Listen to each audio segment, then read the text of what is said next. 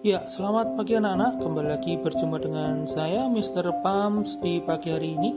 Semoga anak-anakku semua dalam keadaan sehat dan juga semangat untuk melaksanakan kegiatan pembelajaran kali ini. Nah, baiklah, sebelum kita mulai untuk pembelajaran kita, mari kita berdoa dulu agar apa yang kita pelajari hari ini diberikan kemudahan dan kelancaran.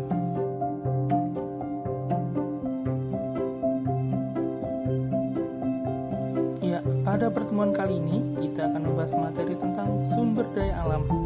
Apa toh sumber daya alam itu? Kemudian ada berapa jenis dan juga contoh-contoh dari sumber daya alam apa saja ya? Itu akan kita bahas bersama. Baiklah, kita bahas dulu pengertian dari sumber daya alam. Sumber daya alam adalah segala sesuatu yang berasal dari alam dan dapat digunakan untuk memenuhi kebutuhan hidup manusia. Nah, untuk sumber daya alam ini dibedakan menjadi dua, yaitu yang pertama adalah sumber daya alam yang dapat diperbaharui dan sumber daya alam yang tidak dapat diperbaharui.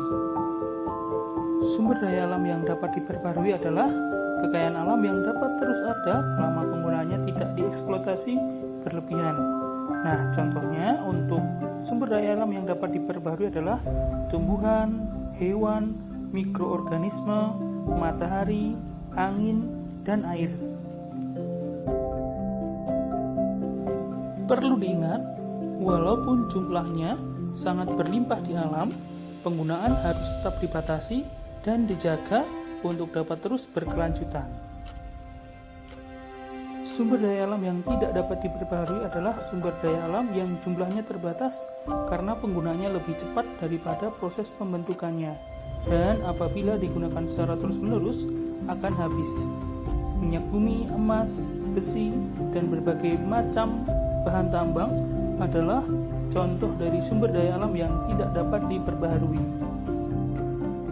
Pada umumnya, untuk membuat sumber daya alam yang tidak dapat diperbaharui ini memerlukan waktu dan proses yang sangat panjang. Maka dari itu, jumlah dari sumber daya alam yang tidak dapat diperbaharui ini sangatlah terbatas. Apalagi saat ini penggunaan sumber daya alam yang tidak dapat diperbaharui ini sangat banyak. Mulai dari pabrik-pabrik, kendaraan bermotor, bahkan sampai ke rumah tangga pun semuanya menggunakan sumber daya alam yang tidak dapat diperbaharui. Ya, baiklah anak-anak, mungkin itu dulu yang dapat Pak Guru sampaikan berkaitan dengan sumber daya alam yang dapat diperbaharui dan tidak dapat diperbaharui.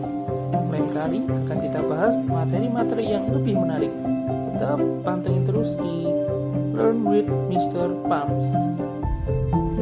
Dan jangan lupa untuk like dan subscribe video dari channel ini.